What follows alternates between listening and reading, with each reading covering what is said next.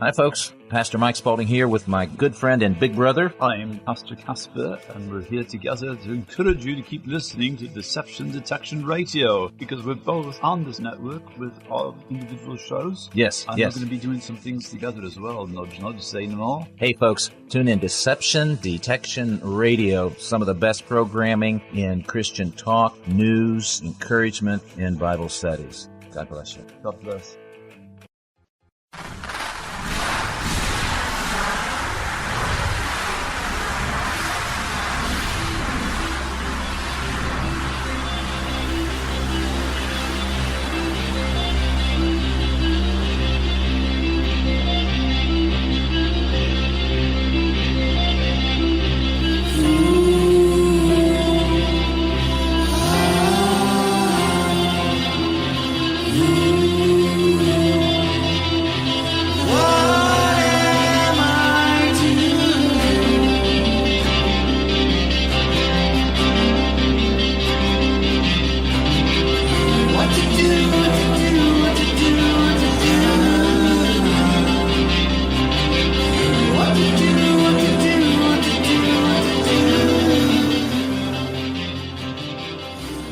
Greetings and welcome to Resistance Rising with Johnny Cirucci. I am your host, Johnny Cirucci, on the program that brings you news and commentary you're just not going to get anywhere else. Hey, real quick on this, I'm right in the middle of just jotting some notes down to myself. If you ask anyone the epitome of evil, they will tell you Adolf Hitler and the Nazis. They're not far off, but they are off. But the good news is, if there is such a thing, the people behind the Nazis are the same people behind the ideology that far outpaces the Nazis. Communism, buried by the same Luciferian whore system in regards to their crimes. But that's fine. I'll give both of them to you. The Jesuits, the Vatican, Rome. You can look this up for yourself. Connecting the Vatican, Rome, and the Jesuits to the creation of the Third Reich. And the Fourth Reich would be the United States. Look up Operation Paperclip. Here are some names for you. A Jesuit by the name of Bernard Stampfel. There's no exact English spelling for German, but you can try Stampfle. Yeah, he's the guy that actually wrote Mein Kampf. Rabid Jew hater.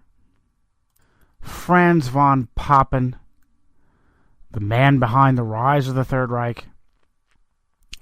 Oh, Heinrich Himmler, the guy who didn't die. Check out the book SS1, The Unlikely Death of Heinrich Himmler. Yeah, he was actually a Jesuit.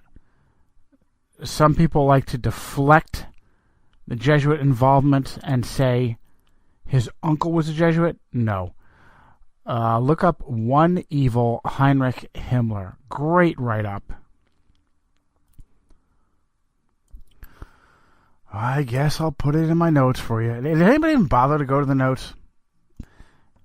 You know, as much as Walter Veith gets on my nerves with his hyper-sectarian promotion of Seventh-day Adventism, I absolutely adore the man. He loves the Lord. And you're going to get about a 90% solution listening to him. I hope and pray on my face before Christ that I am able to bump it up to like a 91, maybe a 92 or 3% solution. Not that I could ever hope to best Walter Veith, but perhaps I can give a non-Adventist point of view. I say that because I trust Walter, and you should trust Walter. And I'm going to quote him in a minute as I address a gentleman that I know personally who, I hate to say it, I don't trust. Now, I'm giving you some teasers, and a couple of you have already busted my chops. Give us more. Why is Eric John Phelps a Jesuit? What in the bowels of Christ are you talking about? 700K. Don't take this one, boss. See? Another he has a nose for trouble. And this one, this Riddick guy. Big trouble. So, 700,000 is good money. I take the money, Tombs. Now's the time to face your life. Open your eyes, open your mind. Proud like a dog, don't pretend to be nice. Trapped in yourself, break out the stairs. Be that machine that burns in your head. As in every secret society, there are degrees of trustworthiness. The more time you spend with them, the more heinous acts you commit, the more you fill your cup of judgment with blackmailable actions, the higher you can rise. This is also true in the company of Loyola. When you prove yourself worthy of leadership, you take what has been titled the fourth vow, or the blood oath, or the extreme oath of induction. According to a man who claims to have been an ex-Jesuit turned born-again Christian, who is now no longer with us, Alberto Rivera. And by the way, I think the man is quite believable. You grasp a black crucifix to your chest, and your Jesuit superior presents you with a dagger which you hold by the blade and point towards your heart as you go through this satanic ceremony. The superior says, "Oh, and by the way, this is part of the 1913 congressional record. My son, heretofore you have been taught to act the dissembler among Roman Catholics, to be a Roman Catholic, to be a spy even among your own brethren, to believe no man, trust no man, among the reformers to be a reformer, among the Huguenots to be a Huguenot, among the Calvinists to be a Calvinist, among the Protestants generally to be a Protestant and obtaining their confidence, to seek even to preach from their pulpits, and to denounce with all vehemence in your nature our holy religion and the Pope, and even to descend so low as to become a Jew amongst the Jews, that you might be enabled to gather information for the benefit of your order as a faithful soldier of the Pope.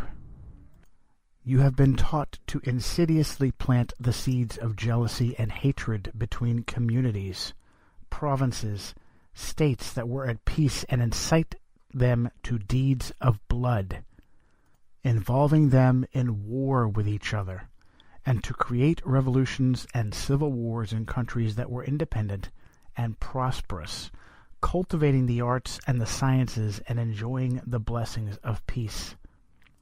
To take sides with the combatants and to act secretly with your brother Jesuit who might be engaged on the other side, but openly opposed to that with which you might be connected, only that the Church might be the gainer in the end, in the conditions fixed in the treaties for peace, and at the end justifies the means.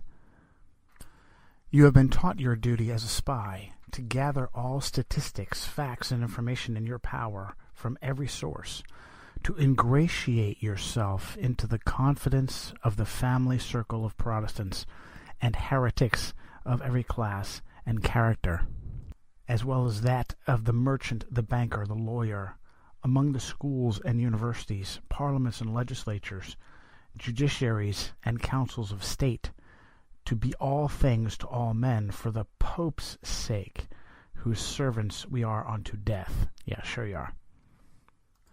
You have received your instructions heretofore as a novice and neophyte, and have served as a coadjutor, confessor, and priest, but you have not yet been invested with all that is necessary to command in the army of Loyola in the service of the Pope.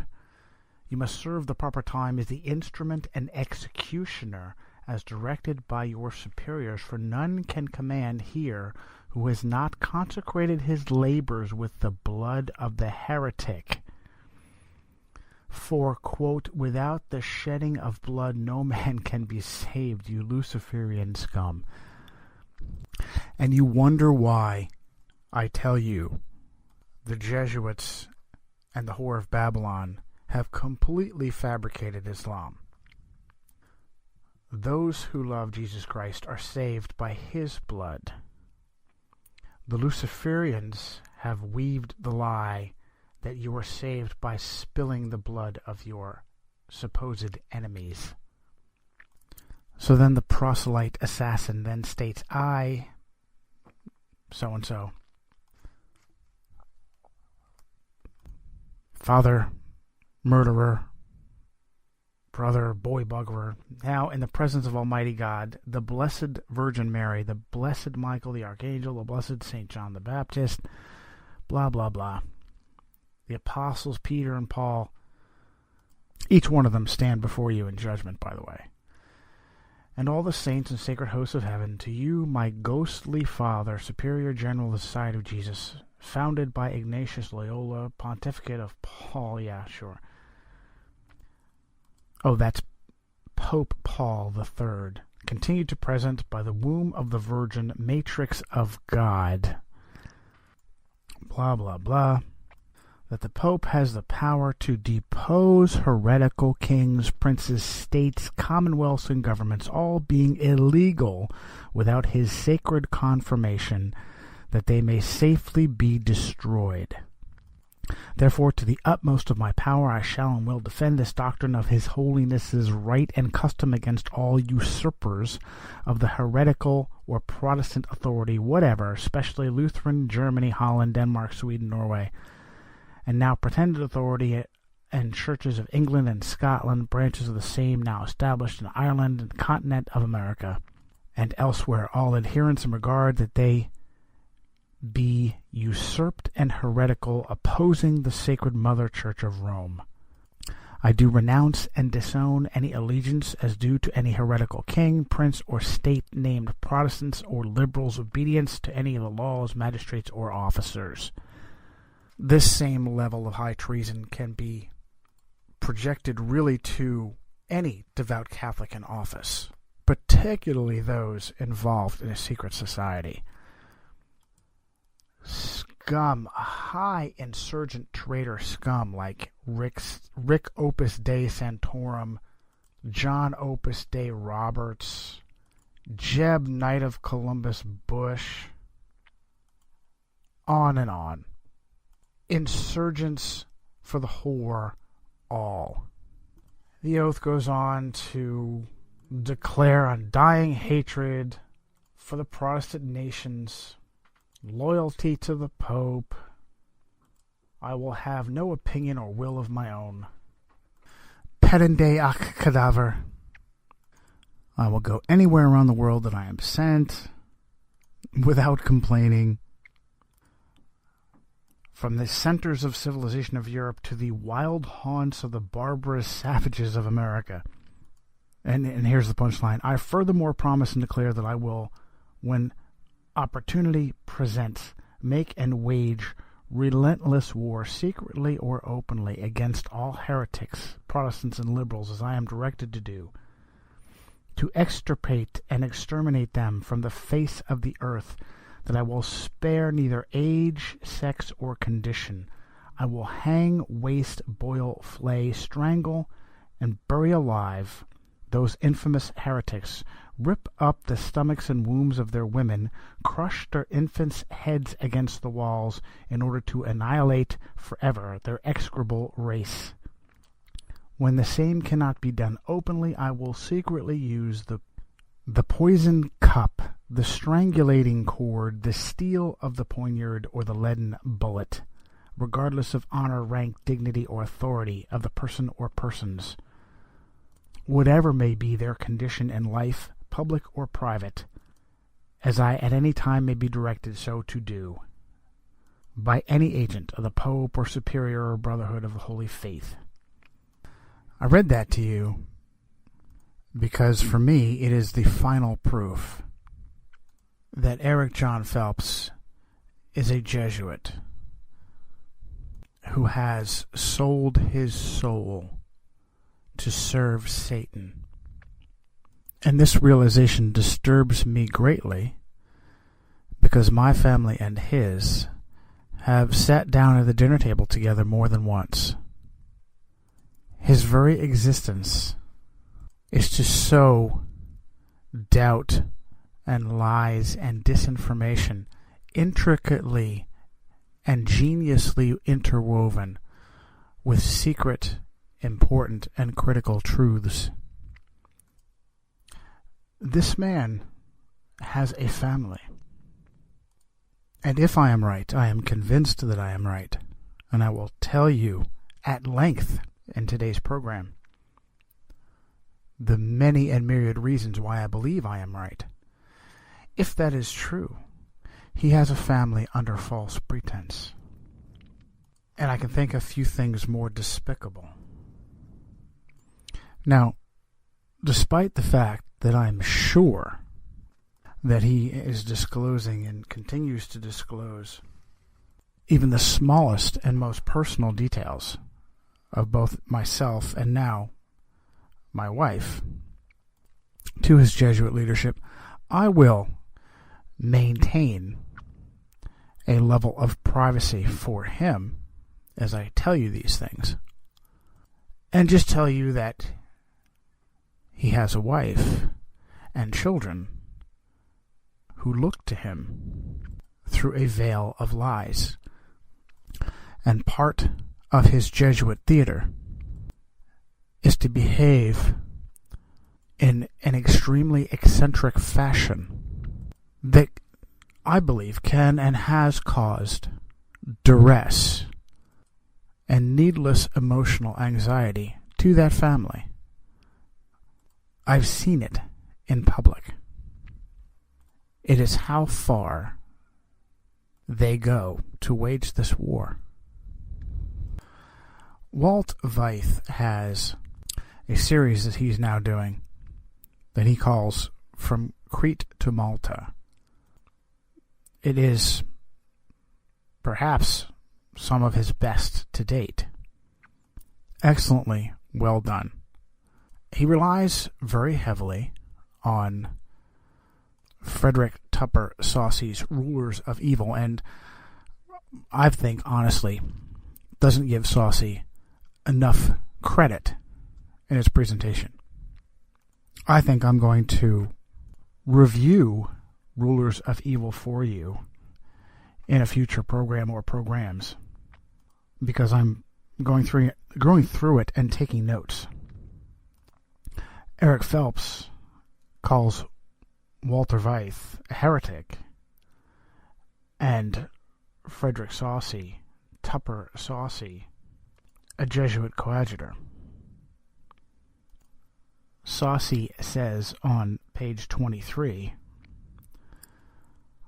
by the way, he's passed, unfortunately, just as Leo X's corruption ignited Luther, Clement VII's shrewdness determined how the Church would deal with the proliferation of Bibles. Clement was personally advised by the cagey Niccolo Machiavelli, inventor of modern political science, and Cardinal Thomas Wolsey, Chancellor of England. Machiavelli and Wolsey opined that both printing and Protestantism could be turned to Rome's advantage by employing movable type to produce a literature that would confuse, diminish, and ultimately marginalize the Bible. Wolsey, who would later found Christ Church College at Oxford, characterized the project as, quote, to put learning against learning. This is exactly what they have done with Eric John Phelps, and also with the revelations regarding the reality of our cosmology. From Mark Sargent to Eric Dubé, all of the big names that are talking to you about the flat earth are agents of Rome who are getting ahead of the unstoppable release of truth and reality by weaving it with lies and disinformation. But this is a tactic I have called and will continue to call too cute by half. Because the Lord can give you Anatoly's nose that allows you to receive critical truth that you didn't have access to before the Jesuits started to play this game. And part of this is why I believe the Lord placed me 15 minutes down the road from Eric Phelps. My dealings with him have taught me just how dedicated they are. And I believe that our association is a heads up to the Jesuits. The most insidious and upsetting blow you receive is the one you must watch from beginning to end and can do nothing about.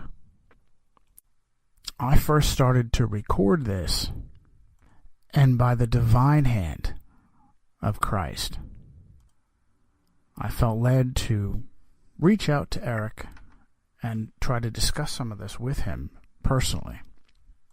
I did so, but didn't make a connection with him immediately. Had to leave a message, and Eric got back to me. Eric then offered to give me an hour-long spot on his 24/7 radio network. Now, this is all transpiring within the past couple of weeks. I have wavered on my conviction that he is a full-blown trained Jesuit. It's a hell of a thing. Something I needed to be sure about.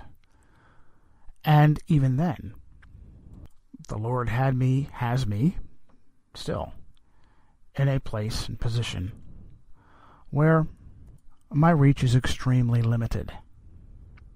And so far, the only one who has been offering me any opportunities outside of what I'm doing on my own has been Eric Phelps. Eric has said he's waiting on an investor to greatly enable him with large sums of money, and if that would happen, he'd want to bring me on board as a researcher, full-time. Give me the opportunity to continue to do what I do, to write the follow-on to Illuminati Unmasked, which I am frothing at the bit to do. And so it was a difficult decision. Certainly there was no money to be exchanged in regards to this hour-long radio program. But Eric said he's got coverage of up to 110 countries around the world. Now, granted, neither Eric Phelps nor the 24/7 radio network are household names. But, again, it's more reach than I have now. And so at first I agreed. I figured, well, why not? Even if Eric John Phelps is a Jesuit, whatever his name actually is, I still have opportunities to help spread the truth. Which, isn't this what we all face? Isn't this what everyone in positions of power and authority are doing now? This is Rand Paul to a T. How much of the Luciferian agenda will you promote in order to weave truth into your lies? Now, interestingly enough, the first thing I wanted to do, not having a particular program or series of programs lined up, was to go through Rulers of Evil by Saucy. And interestingly enough, as I discussed this with Eric, Eric was quick to call Saucy a Jesuit coadjutor. He didn't know that this was my intent for the first program, but it was a further confirmation for me. Eric then proceeded to put a great many restrictions upon me, to humorously include reading from no other Bible translation than the King James. And honestly, as humorous and insignificant a thing as that was compared to the other restrictions, particularly in regard to my eschatology, how there is no future prophetic significance for Israel, how there will be no pre-tribulation rapture, how there will be no actual physical nation of Babylon. There is no dispensationalism. These are all things that Eric Phelps promotes that greatly helps the Jesuit agenda that continues to keep asleep the body of Christ. As important, as far more important as all those things are, I hate Shakespearean gibberish.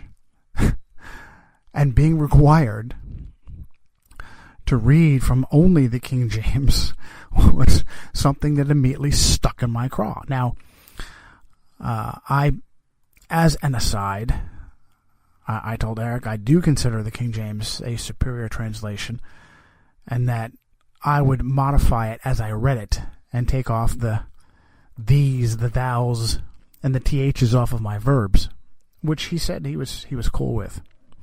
But again, it was one of those, one more tiny little red flag regarding partnering with Eric.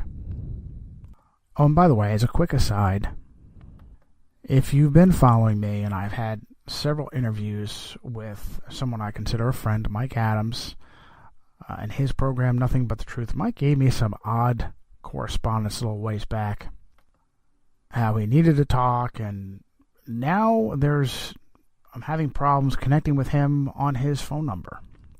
So we'll just keep Mike in prayer. Hopefully whatever it is he's working out on a personal level, he's able to get through quickly.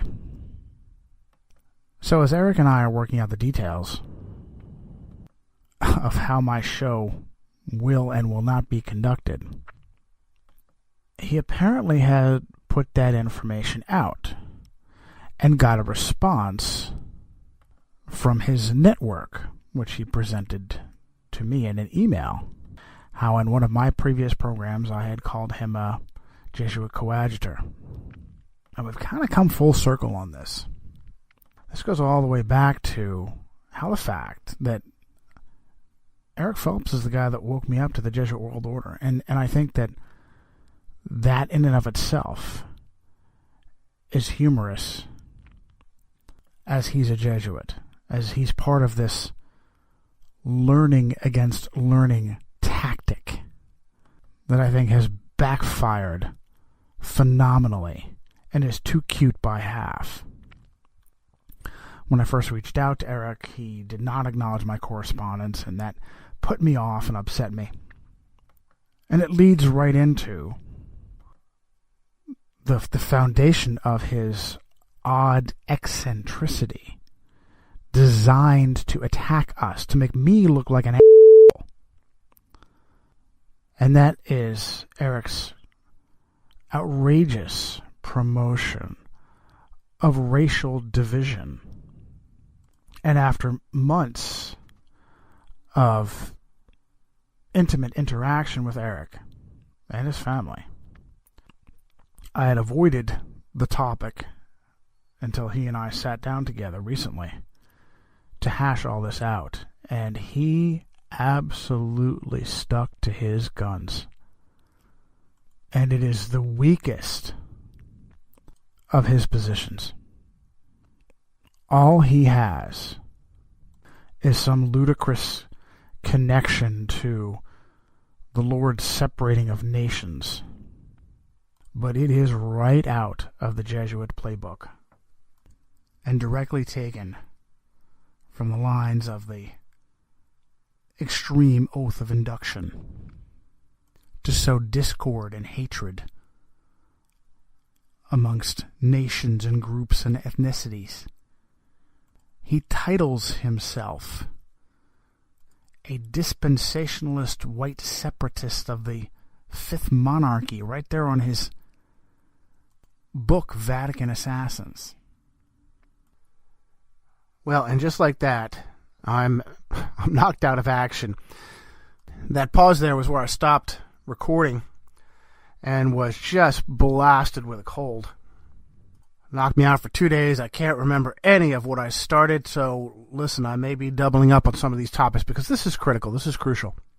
I am now convinced, outside of a handful of non-church leaders, good people, on their own, on their spare time, doing research, there are no Protestants outside of, God love them, the Seventh-day Adventists, working this. And the people that are crowing as Baptists, Calvinists, what have you, they're actually Jesuits. And Eric John Phelps is at the top of that list. I did not realize, and I'll bet you he did not realize. Guess who is one of his radio hosts, has their own spot on 24/7 radio? Pastor Jason Cooley. Now, if you don't remember, a little ways back, I told you about my run-in with Jason Eyre. I'm constantly looking for good sources of information on the Whore of Babylon. And there are none. There are none. The only person that is my go-to guy is Walter Veith. And every once in a while I got to turn him off because, again, God love him. When you really love somebody, you really immerse yourself in them. There are things that, if you're very opinionated, you're bound to disagree with them on, and they're really nothing in the long run. And so I hardly recommend. I don't recommend any of you to go all in and become a Seventh-day Adventist. No. Love Jesus. Preach the truth. If you are convicted by anything an Adventist teaches in regards to the Sabbath, then go ahead and keep the Saturday Sabbath. Look, it's in the Ten Commandments, and I do like that. I'll tell you, if I weren't so stubborn, I probably would go in. But I think it's more important for me to be who I am. I do like the Adventist teaching on two different laws. The law of the commandments, and then the laws that were added because of transgression. Now, personally, I think that Adventists drift into legalism in regards to the Sabbath, but hey, they're a little bit wrong and a lot right. I don't like their reliance on messianic, creepy messianic people. And that actually smacks of a manufactured religion, just like the Mormons are a manufactured religion. And the connections between the Jesuits and the Freemasons and the Mormons are really sick. But this is important. So, back to 24/7 radio, Jason Eyre.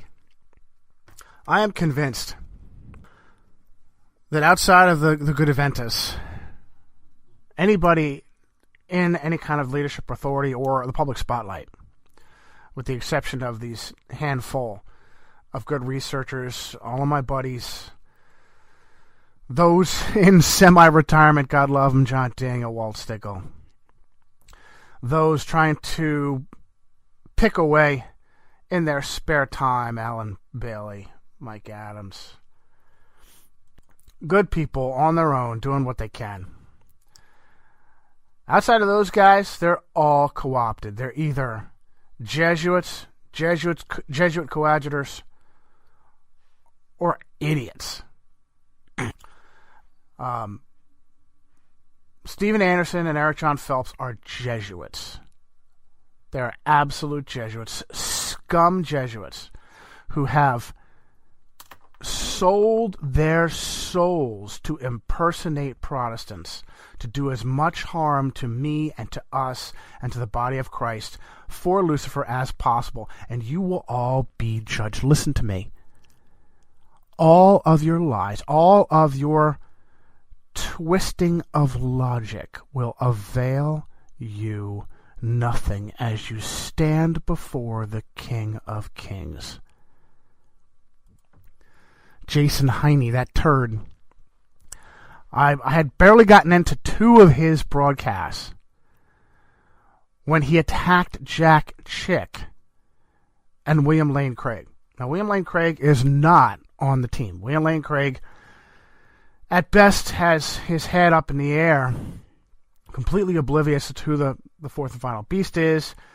He's in with the vast majority of Jesuit-taught doctrines, but I think just sincerely misled. He is a phenomenal apologist. He did not deserve to be attacked by Jason Heine. And Jack Chick, you might as well just shoot us in the foot. When no one else was there, Jack Chick was keeping alive the story and teachings of ex-Jesuit Alberto Rivera. Fantastic. And I will tell you that we may laugh at how he utilized comic books, but then you look at some of those comic book images and, oh my goodness, they strike right to the heart. Brilliantly done. And that attacks Jack Chick, that's because he's a Jesuit. And a one, because nobody knows his name. At least when you're a good Jesuit impersonator like that turd Stephen Anderson or Eric Phelps, you get on some programs, you get around, you get some visibility. If you really suck on it, you turn up like Jason Heine. And he is hyper-sectarian, which is clearly a doctrine the Jesuits want to push. And I want my good Adventist brothers to know that, because they too are annoyingly hyper-sectarian. That is one of your major weaknesses. Hyper-sectarian. And that's what the Jesuits teach. When they have these Baptist pretenders, you scum. Because they know that if they try to impersonate an Adventist, that they'll sniff them out. So because there are no Baptists worth their salt anywhere, it's easy to step in and pretend to be a Baptist. And to mock you with frauds like Eric Phelps and Stephen Anderson. Baptist, Baptist, Baptist. King James, King James, King James. And there's another weakness. Shakespearean gibberish. That Phelps would require me to not read from anything other than Shakespearean gibberish. Ludicrous. Ludicrous. And again, that's what my Adventist brothers do as well. Let me clarify one more time, because I know I'm going to get silly people giving me a hard time. The King James is the superior translation. It is the worst translation to the ear. Simple as that. Shakespearean gibberish. It is the best translation in regards to accuracy and the worst to understand. And therefore it is an impediment. I will tell you, I am shocked. In my daily devotions, they're separate from my study. I'm reading from, believe it or not, a modern English paraphrase, and I am learning. I wouldn't have touched, and I've been in the Lord since 1994, and it has taken me all this time to even touch a modern English paraphrase, because I know how loosely the translation plays, and yet I am learning dramatically. It's fantastic. And I'm not going to tell you which one it is, because I don't want anybody to rely on any single translation. You need multiple translations, side by side, and when you hit something you don't understand, you do an original word study. So back to Eric Phelps and his racism. The fact that he doubles down on his racism really is proof. And here's what disturbs me. He let me know that one of the reasons he came on board with flat earth cosmology is that it's just as controversial as his racism. And we have to keep that in mind, that these scum have done such an incredible job of rewriting our reality, that when you try to get into the reality of our intelligent design cosmology, we're going to lose a lot of people. The Jesuits know that. So be careful. I just ask for the Lord's help and guidance, because once I know something's the truth, I don't care what anybody thinks. I'm going to blast it with everything I've got. And if I lose you, hell with you. But I really shouldn't be like that. And how brilliant the Lord has worked with me to give me exposure. When I wrote that, by the way, I gave Jason Heine the benefit of the doubt and wrote him a couple of emails. And he didn't respond until I called him out. And then he responded in a really obnoxious, unchristian-like manner. Immature, insulting. And this is proof that he is a fraud. When I first reached out to Eric, he didn't want to acknowledge me. In general, people who don't respond to their audience many times do so because they have something to hide. So let's get into some of my notes on why I'm now convinced that Eric John Phelps is a Jesuit. There's no way that you can be aware of the Jesuit world order and still be a proponent of the pre-trib rapture, dispensationalism, a future temple, a future prophetic role of Israel, a future real Babylon. These are all Jesuit fabrications, Ribera, Bellarmine, Lacunza. And do you know that Phelps recently put out, I'm still in his email circle, not for long after I post this, an explanation of the, quote, ex-Jesuit Lacunza, and why dispensationalism is actually correct. I'll tell you, this guy has no soul. He has no soul. And what really, really concerns me is he has no fear of Christ.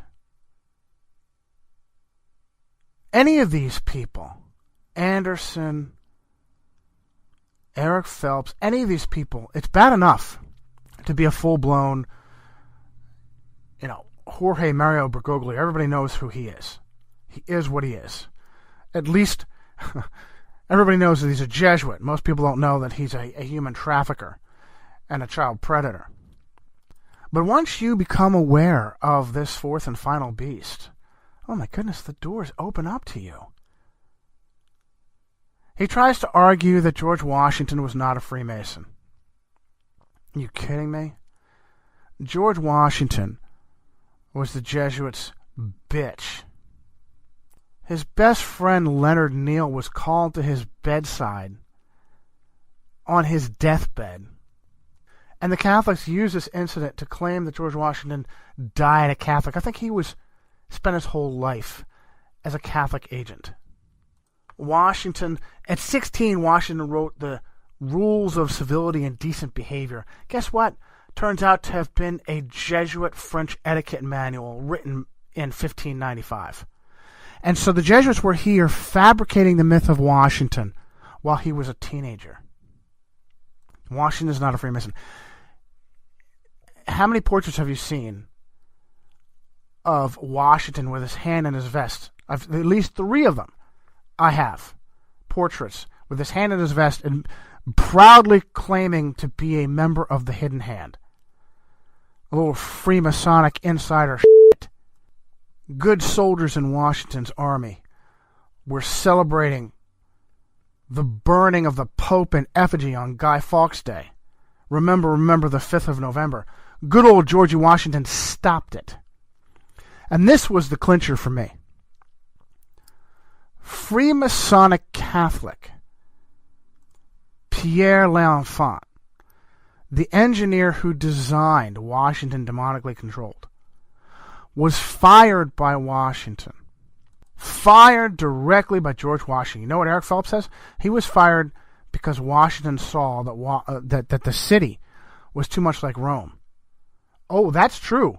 But that is not why he was fired. He was fired because he plowed over the home of Daniel Carroll, the most powerful Carroll family, Catholic Jesuit family in the New World. They're emissaries.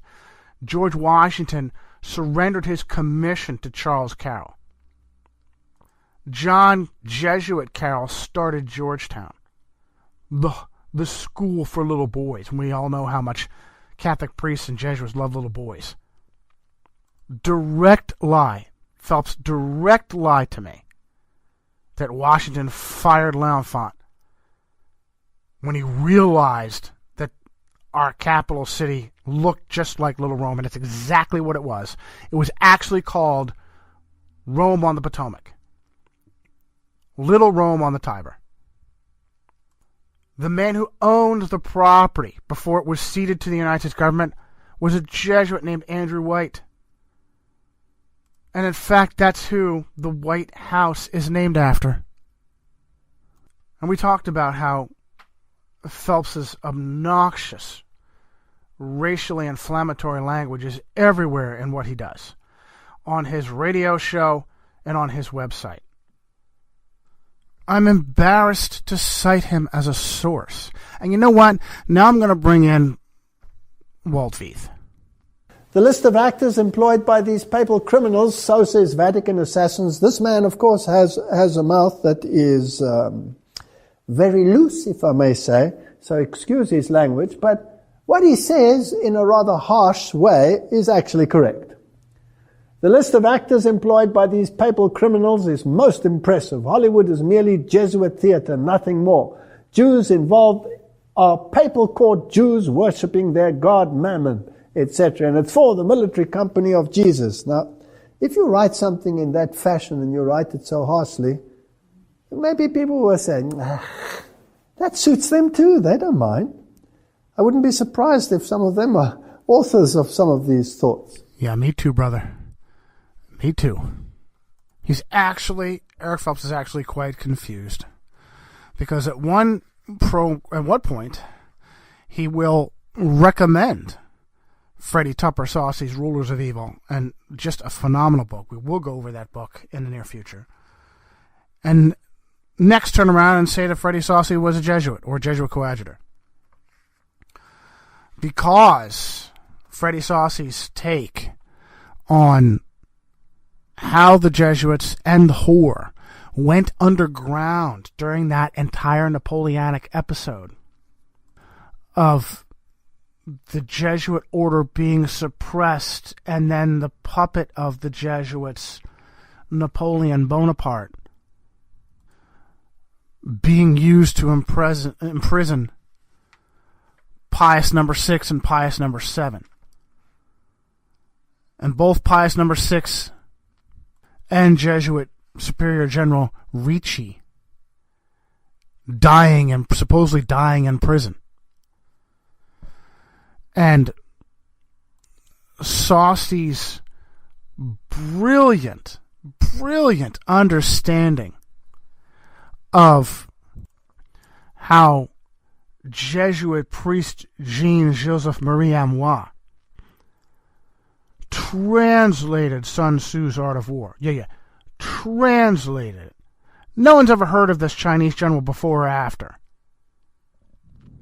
It was a Jesuit fabricated story. Because that's how they crow about their agenda.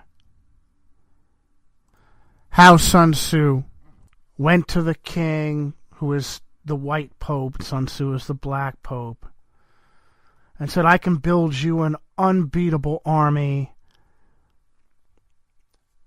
And the king said, yeah, sure. You know what? Here are all my wives. Use them. And if you can do it in a day, you can be my general. And Sun Tzu said, yep, done. Except I need total authority, complete and total authority. And the king says, yeah, whatever you want, bud. So he lined up all these women and said, listen, I'm not going to give you normal commands. I'm going to use the beat of a drum. How brilliant is this? This metaphor is demonic. And this is how the Jesuits communicate. You need to read the signs, and if you read the signs wrong, it could be your very life if you're one of theirs.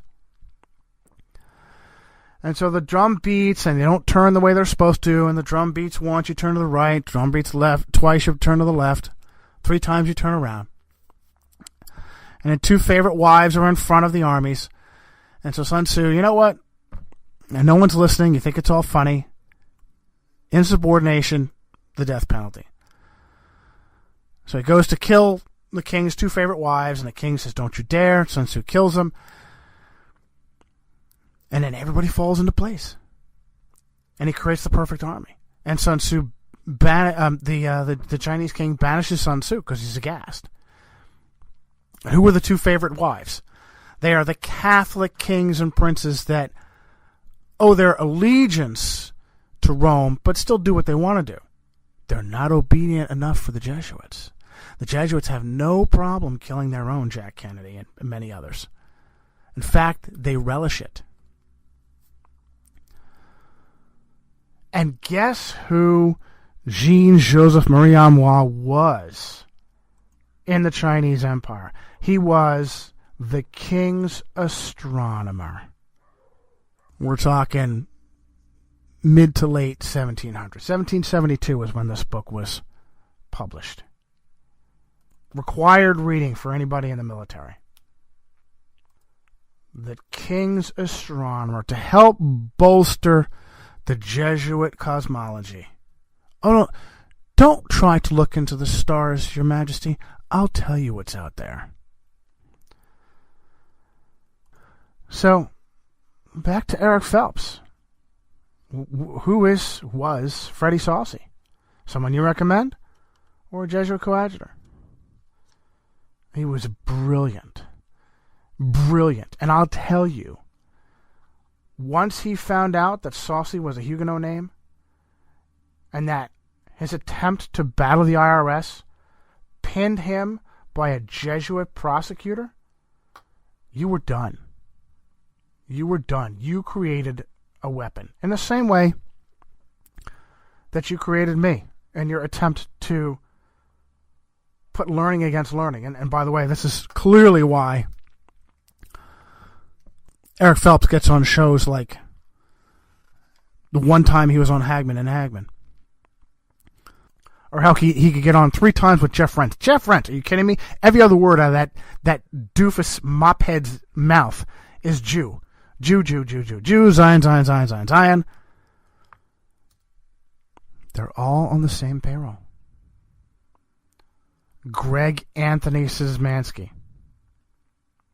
They're all on the same payroll. And I will tell you that outside of Szymanski being weird and flaking out when I try to contact him, outside of my friend John Daniel telling me that Szymanski freaked him out by saying, I don't even know if Jesus was a real person.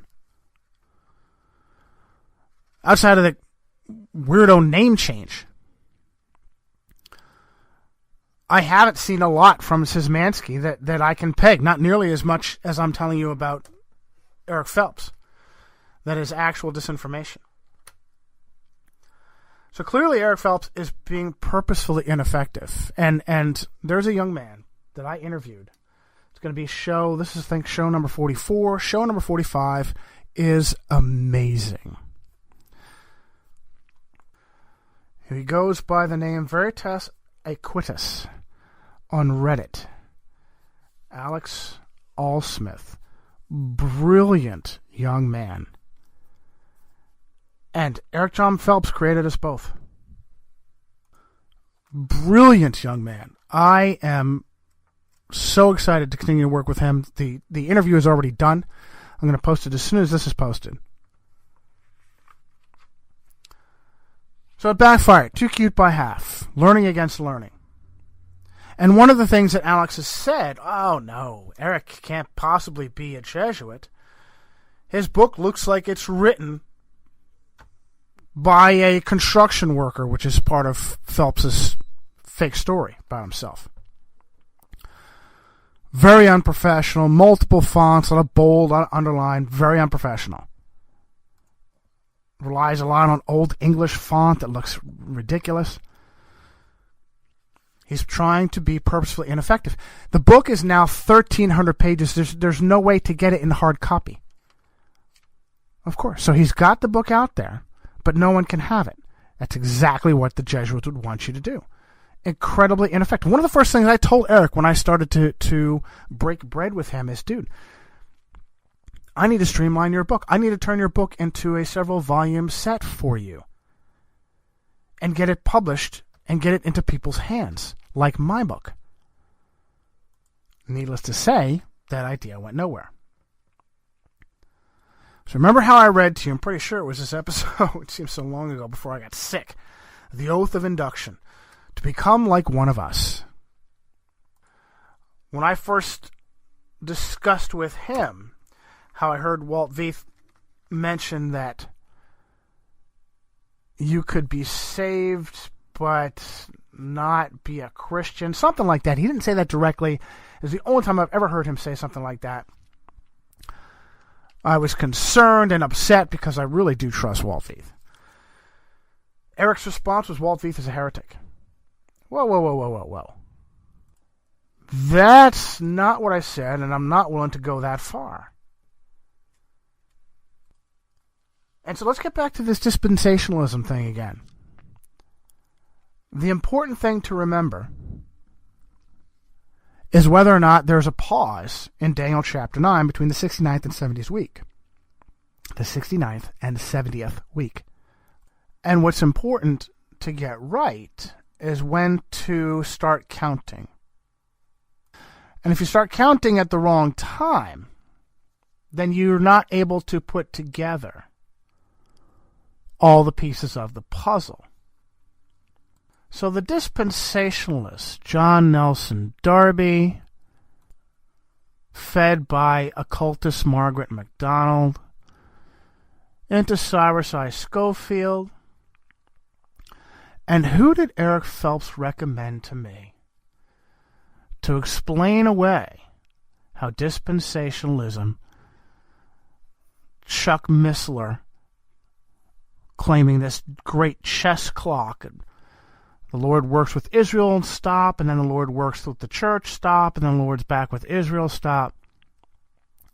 Just read Galatians chapter 3 and you'll see what a lie that is. Who does Eric Phelps recommend? Sir Robert Anderson of Scotland Yard and his book, The Coming Prince. Clear Luciferian. Wikipedia actually tells you Robert Anderson was friends with John Nelson Darby and Cyrus Schofield. Well, how about that? So you start with the premise of Jesuit-created dispensationalism and just move from there to explain it to people. And so a fraud from Scotland Yard, knighted by the Queen, there's everything you need to know. And how sick is it? Both Eric Phelps and Chuck Missler love Robert Anderson. I'll tell you, I will tell you again, I wish I had Chuck Missler in a room, locked door, old school interrogation, all the lights off, just one spotlight. I want to make him cry for all the Jesuit lies that he has sown in my education. But don't worry, brother, you'll be doing that as you stand before Jesus Christ. Oh, here's something. Eric spoke at the 2008 conspiracy conference, quaintly named the Con. And he did that in full Jesuit regalia and spoke to his audience as a Jesuit. Now, when I first saw that, I thought that was fun. I thought that was great. But as I look back and put all the pieces of the puzzle together, oh no. No. We have done this. We have killed these people. I firmly believe he is a Jesuit priest who has sold his soul to Satan. And it's to my sickened acknowledgement that this state that I have grown to love, the Commonwealth of Pennsylvania, is filled to the brim with Jesuits. If there was ever some place to hatch a Jesuit imposter, it would be here. And Eric has promised me, when he and I were spending time together, that he would take me to some of these Jesuit institutions that he has been in. And he did so with a smile that left me very unsettled. And that was before I was had any really strong convictions. Now I'm absolutely convinced he's a Jesuit priest. He has phenomenal inside information. And that's what makes him so powerful. For instance, outing Ron Paul as a Freemason who has lived in Rome.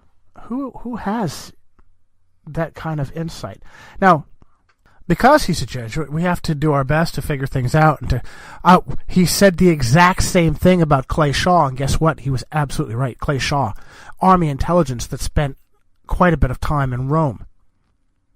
The only man to be prosecuted by Jim Garrison for the assassination of Jack Kennedy. And again, I'm not going to get into too much detail about his personal habits. I am absolutely convinced that he shared everything about me to his provincial. Everything. Right on down to my wife, what my wife looks like, what she drives. And so that, in and of itself, means I should be disclosing everything possible to you. But you know what? I have more loyalty than that, Eric. I have more loyalty than that.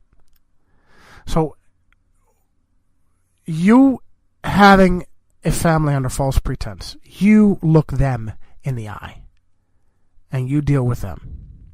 And when you act in an odd fashion that hurts them, that causes them mental duress, as a result of you living a lie, you deal with that yourself. I will say that if he has odd personal habits, and he does have odd personal habits, it's part of the show. You need to listen to I will say this, you need to listen to your kids and bring all those cats you got around the outside of your house indoors for the winter.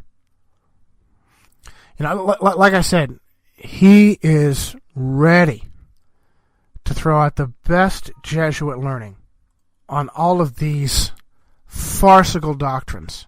I tried a couple of weeks ago, when I was still waking up, to bring him around on his ridiculous dedication to dispensationalism and a future prophetic role for Israel. And he just immediately blasted me with multiple pages, and I'm looking at this massive email response like, dude, what the fuck am I supposed to do with this? Are you kidding me? This is not something that a friend can respond to a friend. If you're going to debate with a friend, you don't blast them with page after page after page. Where do you even start? It's clear that such a person is not interested and altering their view. They're only interested in defending their view. And although there are a lot of closed-minded assholes out there, this also fits in very well with what a Jesuit wants to do, to feed and defend lies. But Eric has one point that is powerful, and that really was one of the reasons why I knee-jerk reacted against Freddie Saucy and Walt Stickle and Jörg Glisman. And I still don't like Jörg Glisman. I will easily make up with him if the situation presented itself, but he's not been a nice person to me. It is crushing to see how the Jesuits have controlled this country from the very beginning. It's crushing. Everybody that you thought, even the people on the right, George Washington and Ronald Reagan, top of our list of American patriots, both high papal scum. That can be crushing. How wonderful is the Lord Jesus to have given that information to me and have me not give a flying fuck. Sorry, Lord. Don't mean to be crass, speak your name, and use foul language in the same breath. Just trying to prove a point. I don't care. I'm an American. I love this country. And if the scum in the Jesuit world order have been manipulating it from the beginning, they've been doing it in secret. And that's the key. That's why it's a house of cards. They don't have the power to control by force everything that they own. And it doesn't take much to topple the house of cards. A couple more things I definitely want to cover in regards to Eric Phelps, a Jesuit. One of Eric's big agendas is to trap people in losing legal battles by this sophistry of being able to understand and speak legal lawyerese. 14th Amendment, capital letters, blah, blah, blah. It is absolutely a spider's web of deceit. Once you're in the legal system, you're fucked. Whether you know their rules or not, they don't have to obey their rules. They can make shit up to put you away, and they have, and they did, and they will. You need to obey their rules as much as possible until you're ready for the consequences of not obeying their rules. And that in and of itself is very tricky. I don't recommend that you get into the IRS, the taxation game.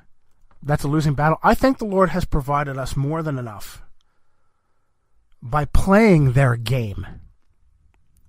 To prep, to be ready, to own a firearm, have as much dry goods as you can for you, your family, for everyone you're responsible for. And as I've said before, that includes the pets in the Johnny home. We don't leave anybody behind. And yes, the whore absolutely runs and owns everything. But, you know, there's going to be a time coming. This is why when people that I love, like Walt Veith, get into the secular state as the answer, it infuriates me. The Jesuits created the secular state and universalism and how all religions are the same, and how government can rely on all religion or no religion. That's a lie that they created, and you profess that. Jesus Christ needs to be the foundation of everything. We don't need separation of church and state. Those words don't exist in the Constitution. We need separation of Satan and state. Just because the whore of Babylon is pushing for a melding of government and the Roman Catholic Church doesn't mean that the secular state is the answer. It means that Jesus Christ is the answer. And if you want to serve as a public official, you need to profess a belief in Jesus Christ and the Protestant Bible. Simple as that. Simple as that. And that will give us the protection that we need, not a secular state. And in fact, when it comes to civil disobedience and the Second Amendment and so forth, this is one of the things that Eric said to me, that we have to be ready. Whoa. You're not going to throw me in a meat grinder. That's exactly what they want. We have to be ready, but not to act on the word of a Jesuit like you.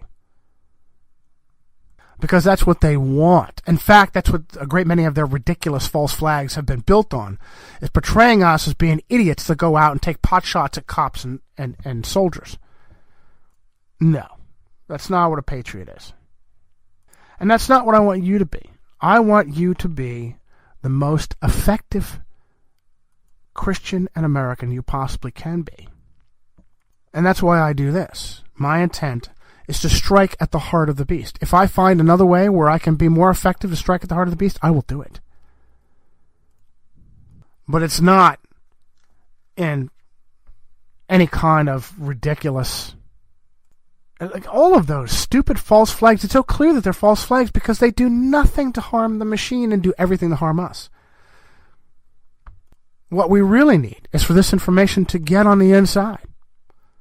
For good soldiers, Marines, and cops to hear this and be ready to turn.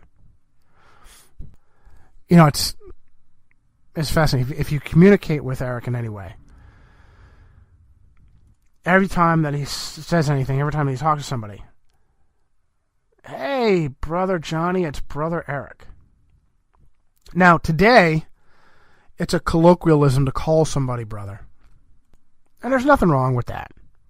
But there's a creepy aspect to using a person's first name because that's what the Jesuits do and also what the Freemasons do. Brother Johnny, this is Brother Eric. Brother Eric, this is Brother Johnny. Hi, brother. What secret information do you have for me today? You know, I'll go back to Ricci for a minute there, the Superior General at the time of the Revolution. When I told Eric how shocked I was that Ricci died in prison during the suppression, he gave me a look like, yeah, sure. Yeah, he died in prison. And just a little thing, but you know what? Just one more aspect to why I believe what I believe. He absolutely has an incredible command of knowledge. That's why I consider him such a great source of information, but now you have to be exceptionally careful in regards to the Jesuit World Order, because you have to understand that he's a Jesuit, and everything that he's doing is sown with this information. So although he is a phenomenal source of information on the Jesuit World Order, he's lying. He's trying to deceive you. And as much as it creeps me out to have been woken up by him and yet to live 15 minutes down the road from him, and now to view him as an actual Jesuit priest, it also, I find it exhilarating. Because the Lord is in control. And the message that the Lord had for me in this coincidence is quite different from the message that he has for you, Eric, and your people. The clock is ticking, brother. You guys have been too cute by half. And as Solomon was forced to fall on the very sword that he tried to kill David with, so will you rue the day that you have created enemies like us. The clock is ticking, and resistance is rising.